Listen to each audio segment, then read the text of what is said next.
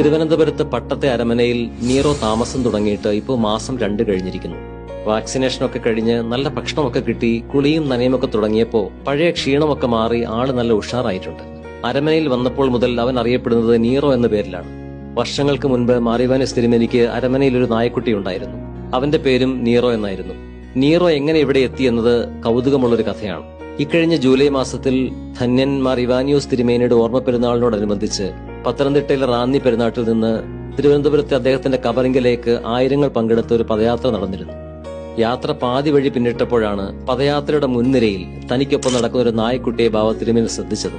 തെരുവിന്റെ സന്തതിയാണ്, ക്ഷീണിതനുമാണ്, ഇടയ്ക്കെപ്പോഴോ ഒപ്പം കൂടിയതാണ്.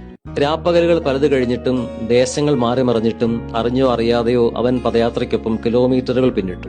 അവസാന ദിവസം പദയാത്ര തിരുവനന്തപുരം നഗരത്തിലേക്ക് പ്രവേശിക്കും മുമ്പ് പദയാത്രയിലുണ്ടായിരുന്ന ഒരു വാഹനത്തിന്റെ വാതിൽ തുറന്ന് അവനോട് കയറിക്കോളം പറഞ്ഞു ബാവ തിരുമേനി.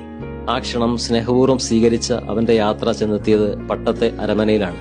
അങ്ങനെ ഊരുതണ്ടി നടന്നവന് ഒരു വീടുണ്ടായി, സുരക്ഷിതത്വമുണ്ടായി, സ്നേഹിക്കാനും സെൽഫി എടുക്കാനും ഒക്കെ ആളുമുണ്ടായി.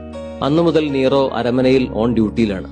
നടന്ന സംഭവങ്ങളെക്കുറിച്ച് ചോദിച്ചാൽ നീറോ ഗൗരവക്കാരനാകും.